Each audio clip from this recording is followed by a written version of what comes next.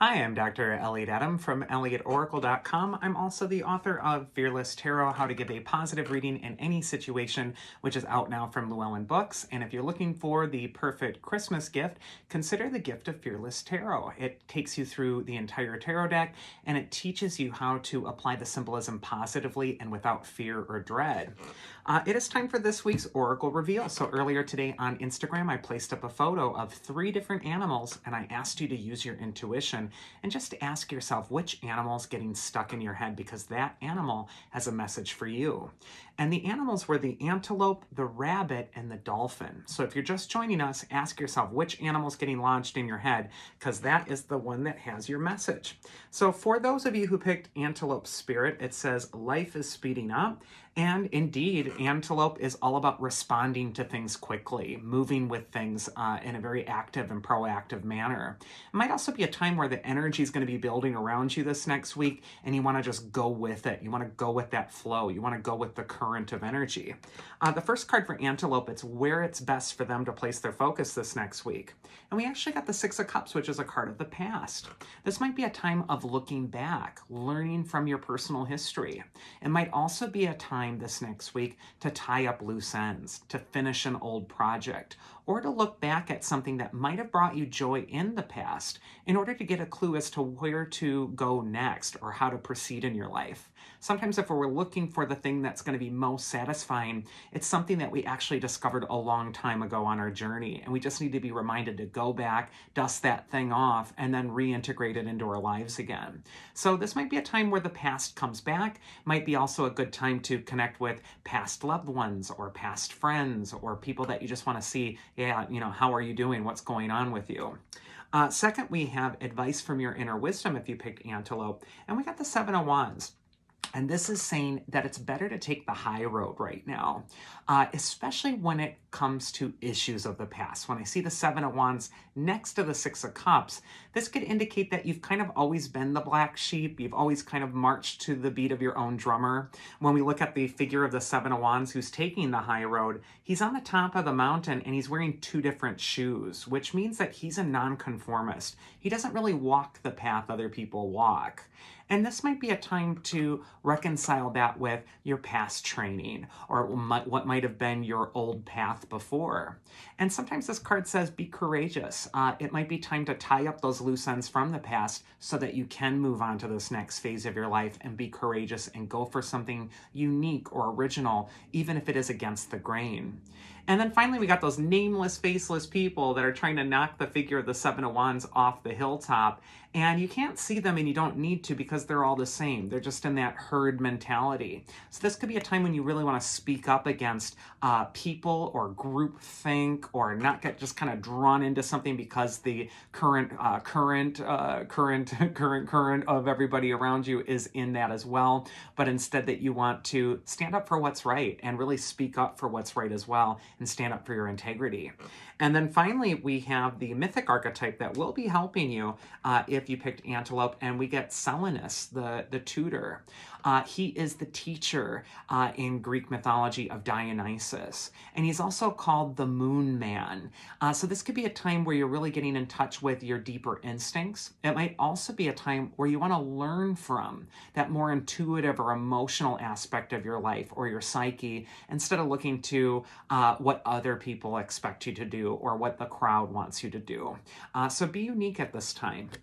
Next, we're going to go into the rabbit spirit, and it says, now is a lucky time, and rabbits are associated with luck and fertility and increase.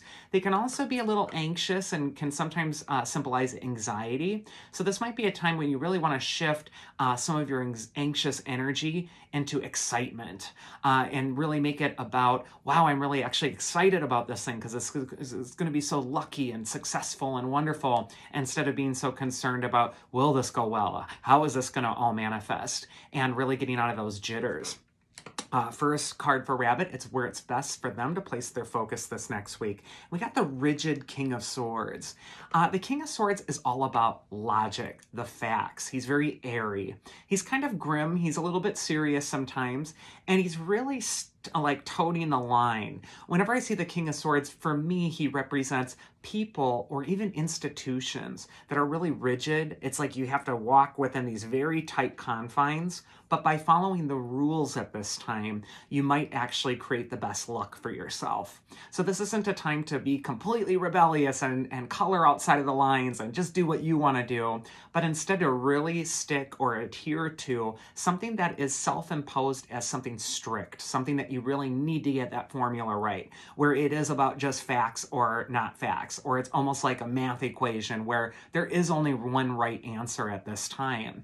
It may be uncomfortable, especially for some of us creative, spiritual people, to really get into that, left-brained, logical, doing only the logical thing. But I think the King of Swords is saying that that is going to be the sort of the medicine for how to proceed this next week. Advice from your inner wisdom, if you pick the rabbit, it's also the World card, which is a card of achievement and attainment. And when we get that King of Swords and he's saying, hey, follow the rules, do things according to the book, do the logical thing, be reasonable at this time, well, then it leads to that wonderful world reward. So this could be a time where you've come full circle and you're really graduating. And what this is also saying is that although maybe now is the time where you're sending your energy out there with the woman with the wand in the right hand, she's also holding that wand in her left hand too. It may be saying that as you're finishing up this time that you're plugging all your energy into something, you're really forcing it forward, you're coming to a time where you're going to be able to start to receive, where you're going to allow things in. And so I just think as well with both of these cards next to each other, go for the higher perspective, look at things from a rational distance. The woman on the World card is also in the clouds. And then we have the mythic archetype that is going to be helping you if you pick the rabbit. And we have the wise goddess Athena, who's completely strategic. She's very logical. She'll always advise you to do the thing that makes the most sense. And she's also a card, or an archetype, I should say, of protecting yourself, protecting what you're working for, and also wisdom. So I really think that it's like things are coming in full circle. It may feel like you're only seeing this narrow path and it feels so limiting and frustrating, but you're going to get to this place where it's like, wow, that's why I had to go through this difficult path. I can see the big picture, and it really leads to your wisdom. And then finally, we're going to go into the Dolphin Spirit. And it says this and that are true. And I think that might be because dolphin is a very intelligent, air-breathing animal that can submerge itself under the water and also go within the current. So there's some, logical wisdom about that emotional realm. And I think that that is going to be sort of how your approach is when you're attracted to a dolphin.